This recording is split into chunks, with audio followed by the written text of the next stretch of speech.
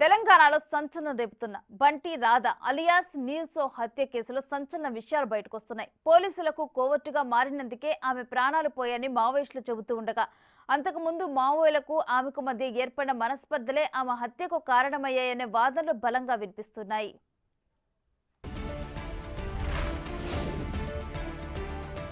2017లో AOB border మీదుగా దళంలో చేరింది రాధ. అక్కడే ఆమెకు నీల్సోగా పేరు మార్చారు మావోలు. నిజానికి సాంకేతిక విద్యావంతురాలు కావడంతో ఆమెకు తొలుత సిగ్నల్ ఆపరేటర్గా నియమించి ఒక సెల్ ఫోన్ ఇచ్చారు మావోలు. ఆ తర్వాత అడవి నుంచి జనావాస ప్రాంతాలకు వచ్చి నేతలు చెప్పిన వారికి సమాచారం చేరవేసి ఫోన్ స్విచ్ ఆఫ్ చేసి సిమ్ కార్డ్ తీసేసి తిరిగి అడవిలోకి వెళ్లిపోయేది.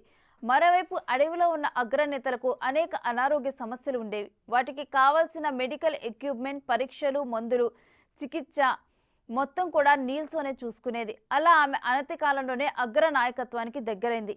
అందుకే ఆమె సెంట్రల్ కమిటీ ప్రొటెక్షన్ ఫోర్స్ కమాండర్గా ఎదిగింది. ఆమెను లేడీ చెగువేరాగా కూడా పిలిచేవారు. చెప్పాలంటే కరోనా టైంలో కూడా దళానికి చికిత్స అందించి వారి ప్రాణాలను కాపాడింది నీల్సో. కానీ అంతలోనే ఏర్పడిన విభేదాలు ఆమె ప్రాణాలను తీసే వరకు వచ్చాయి.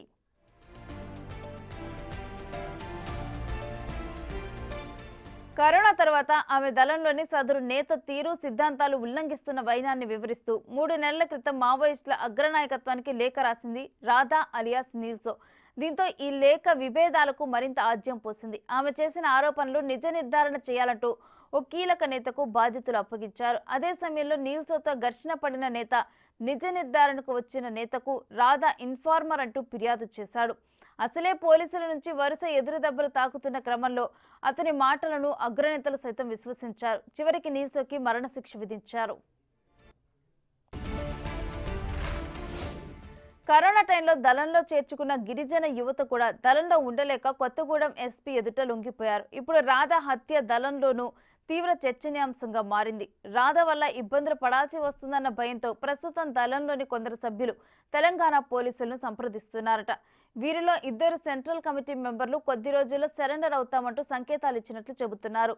మొత్తంగా రాధ హత్య తర్వాత మావోయిస్టుల్లో అలజడి చెలరేగిందనే చెప్పాలి.